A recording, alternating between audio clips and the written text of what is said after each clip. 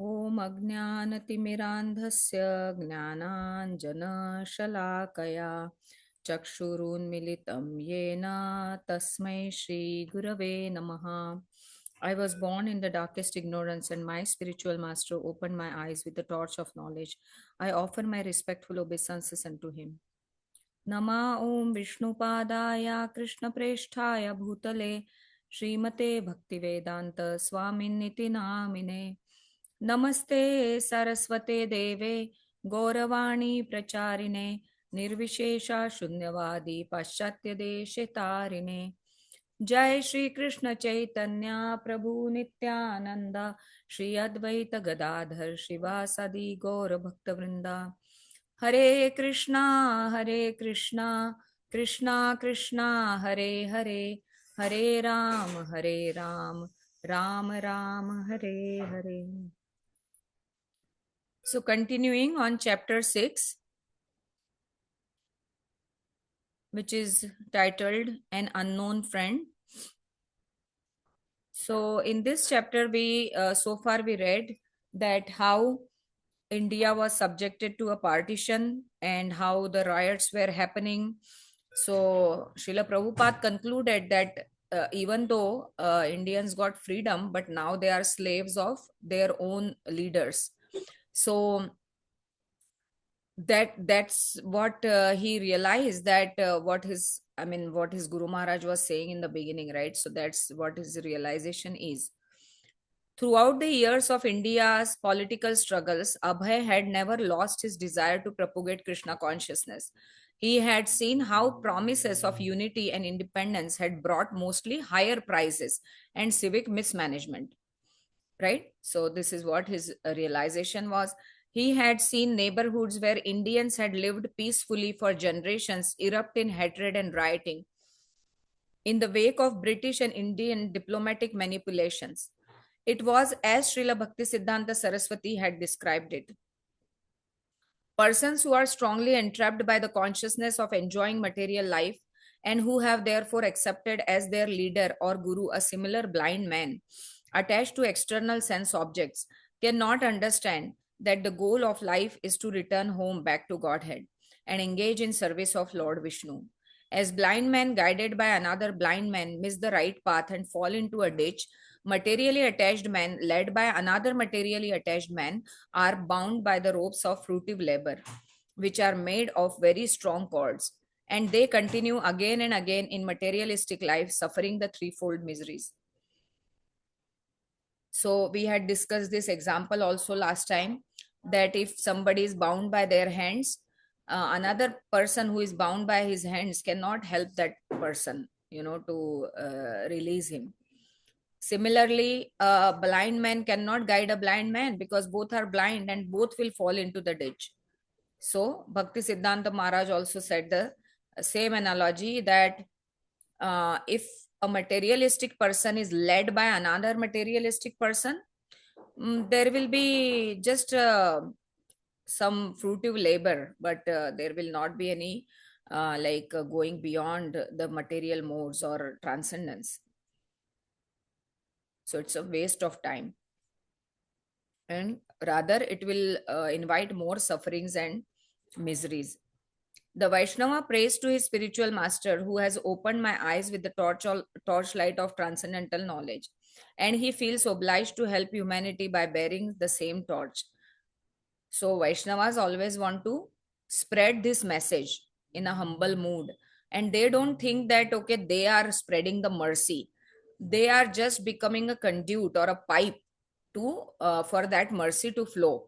And mercy is actually coming from Krishna and Vaishnavas, his Vaishnava devotees, right? So another Vaishnava will think that I just want to become a messenger of this mercy coming from Krishna, and he feels very pained when he sees other people's pain, and when he is able to see that how much in ignorance they are, and if they go beyond this, then they can live peacefully, happily, which they are always looking for, right? So that's why Vaishnava is very compassionate, like Srila Prabhupada was extremely compassionate.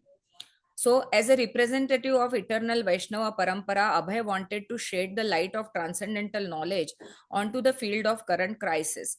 That had been the purpose of Back to Godhead. Although since 1944 he had been unable to print the magazine. But even without the means to publish, Abhay continued writing. His most ambitious project was Gita-Upanishad, his translation and commentary of Bhagavad Gita. Gandhi and others often spoke of wisdom of Bhagavad Gita. Indians never forgot their Gita, but most proponents did not teach it as Krishna had taught it. Means like originally, how Krishna, what was Krishna's original message, right?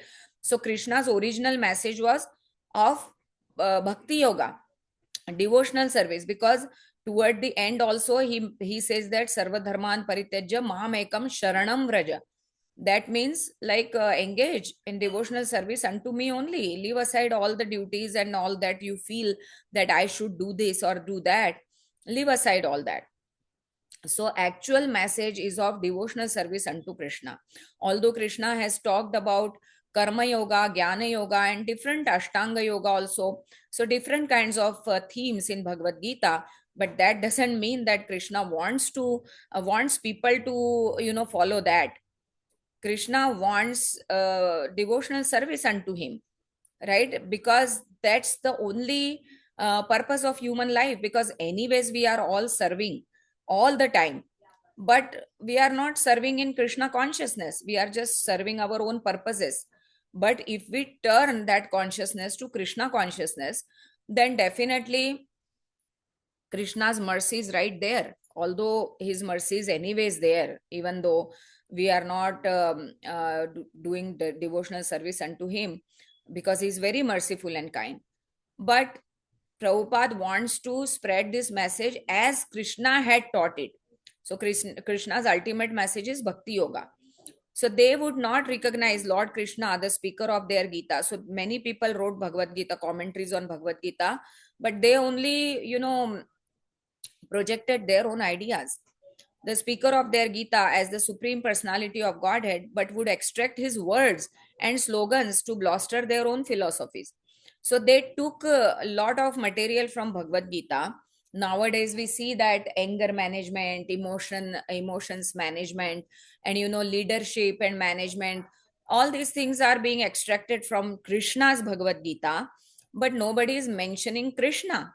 Like many seminars or workshops happen in big corporates based on philosophy of Bhagavad Gita, not philosophy exactly, but the principles that have been discussed in Bhagavad Gita, but nobody is talking about Krishna, right?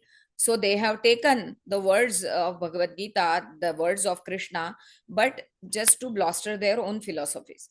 Whether political leaders, religious leaders, or scholars, they almost invariably made their own symbolic and allegorical representations, interpretations.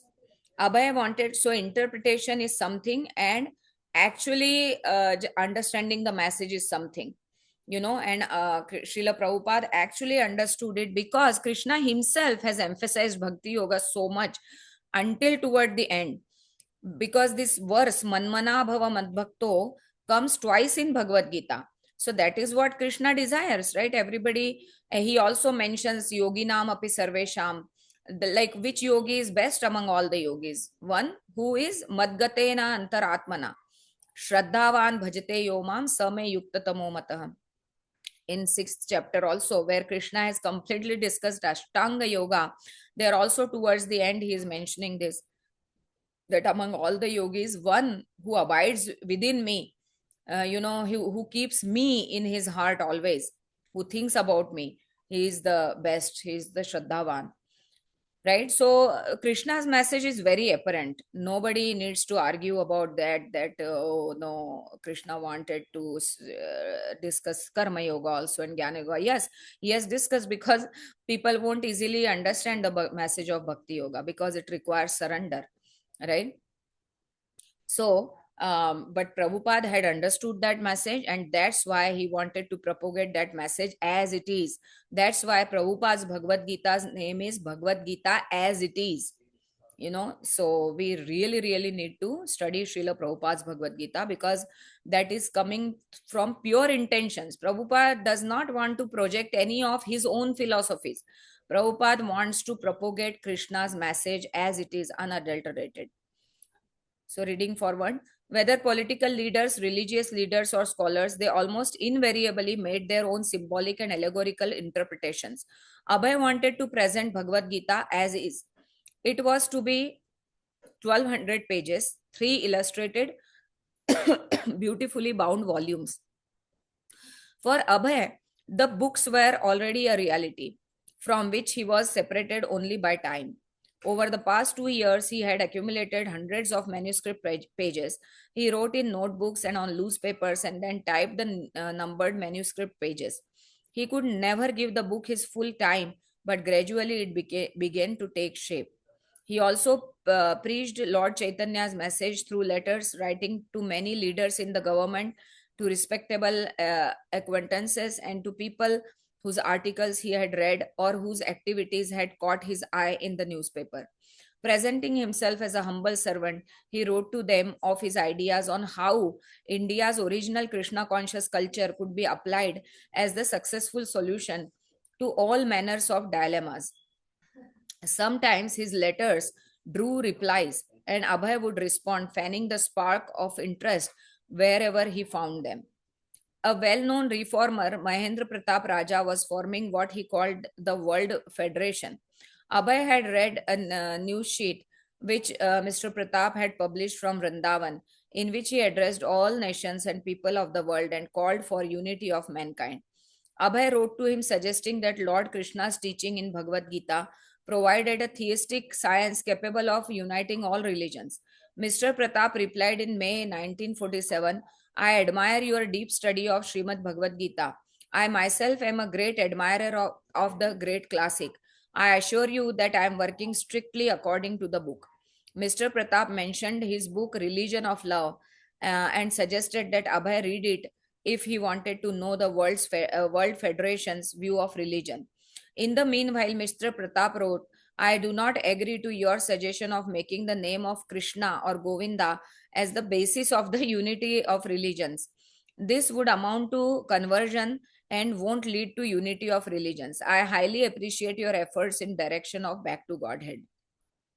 So he himself did not understand that unity or universal brotherhood is possible when Krishna is in the center.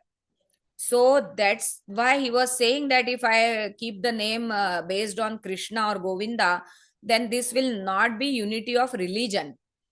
He didn't understand that Bhagavatam says dharmam tu sakshat bhagavat pranitam, means Krishna from dharma comes from Krishna, right? So without understanding this, his efforts were also gonna go into vain. Abhay got the book of that religion of love of Mr. Pratap, read it, and in July 1947, while he was visiting Kanpur, wrote a reply. He had traveled to Kanpur not as a spiritual teacher but as a pharmaceutical salesman. Yet a typewriter had been available, and out had come his preaching. In continuation of my last postcard, I beg to inform you that I have finished the reading of your book, Religion of Love. In my opinion, the whole thesis is based on philosophy of pantheism, and the approach is made by services of mankind. Religion of love is the true religious idea, but if the approach is made through service of mankind only, then the process is made imperfect, partial, and unscientific. So like many people say, Manav Seva is Madhav Seva. So only just keep serving people, feed them, give them money so that they can be happy, and buy them some blankets, buy them some clothes, and give them money to recover from an illness. But that all will remain on a temporary platform as soon as their body dies, which is definitely going to die some or the other time in this lifetime, right? So that's why Prabhupada is saying that the service of mankind, if you are making this approach through service of mankind only, then the process is made imperfect, partial, and unscientific. and this is temporary, because mankind are going to die, but if they don't have the full concept or full picture of the eternity, which is mentioned in the Bhagavad Gita, as Krishna says that never there was a time when I did not exist, nor you, or nor all these kings. Always we were existing, and we were existing individually, and we will not cease to exist also, means we will keep existing, continuation. So Bhagavad Gita chapter 2 verse 12, he speaks that. So without the concept of eternity, any approach is going to remain in the temporary realm only. So Prabhupada writes further, the true religion of love is perfectly inculcated in Bhagavad Gita. Besides, you have not quoted any authority for all your statements. So it is more or less dogmatic. If different men put different dogmatic views about religion and its essentials, who is to be accepted and who is not to be? Therefore, the approach shall be and must be authoritative, scientific, and universal. Now, we see like many people are in this world, they call themselves agnostic and they call themselves very liberal. But such people are neutral. They are not supporting the right side, means the actual religious side, right? So they are just saying that, oh, I accept this also, I accept them also, I accept them also, that for them there is no discrimination. But according to Prabhupada, the approach must be authoritative, scientific, and universal, right? So Bhagavad Gita, if you will read Bhagavad Gita, there is everything that is applicable to a spirit soul, and it is scientific. If one applies all those principles, then they can see how the spirit soul acquires its own like eternal and blissful nature. And it is universal because it is applicable to applicable to spirit soul, and all are spirit soul, all living beings, right?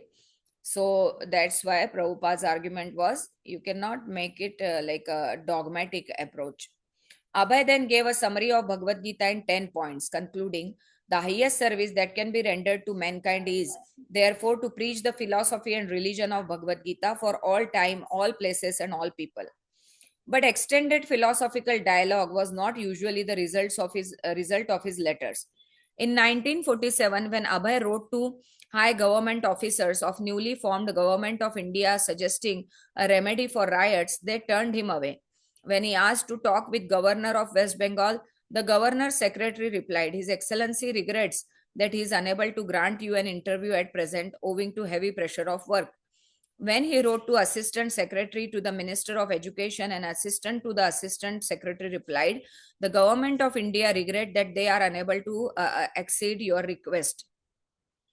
Sometimes official interest took the form of patronizing pat on the head. I am sure your scheme of establishing peace will meet with response from our Prime Minister. And another, he, the Minister of Education, is glad to see you are taking to rout out communalism. He suggests that you get in touch with. A local official asked not to be seen. A thank you for all that you have written and the fine sentiments which you have expressed. It is no use arguing the matter, as I do not think that I can serve any useful purpose by joining the organization which you wish to set up, and therefore you need not to take trouble of seeing me. I wish you, however, all success. So you saw he was like getting all the denial letters, but he was still very, very determined. He didn't feel discouraged or dejected because his purpose was to spread Krishna's message and to spread what Krishna wanted, like the message of devotion and chanting of his holy name. So maybe just last few small paragraphs. In October, after the Calcutta riots of 1947, Abhay wrote to the chairman of Rehabilitation Committee, who replied, regarding Hari Kirtan and Prasadam, you may make any program of your own, but I am afraid I am not interested in the same, nor my committee, and therefore there is no necessity of you meeting with me. Abhay was fulfilling his role as a Vaishnava preacher, and the secretaries of various government offices were recognizing and addressing him as such. but they could not appreciate his applications of the philosophy of Bhagavad Gita and his suggestions of Hari Kirtan. Occasionally, however, someone seemed interested. Mr. N.P. Asthana, High Court advocate, replied, I am very much obliged to you for your letter. Uh, I don't know what is this. Your broad scheme regarding your broad scheme about spiritual improvement. I thoroughly appreciate the fine feelings which have prompted you to write this letter and the kindness with which you have considered my query. I have been a student of Bhagavad Gita and have also imbibed some of its teachings, but I still lack a good deal and will be glad to be guided by a person of your accomplishment. You may kindly therefore send your scheme to me, on receipt of which I will be able to express my views. Hari bol. Wonderful. So finally, he got one response where he got some positive response, that they said that I would feel fortunate I will be glad to be guided by person of your accomplishment. So he wants to accept guidance. So this is where a person opens his heart for receiving the mercy, right? So when we agree to do something, or when we accept some proposal regarding, Krishna or his message or something, so this is by our own will we are doing. So that is why free will is very, very important.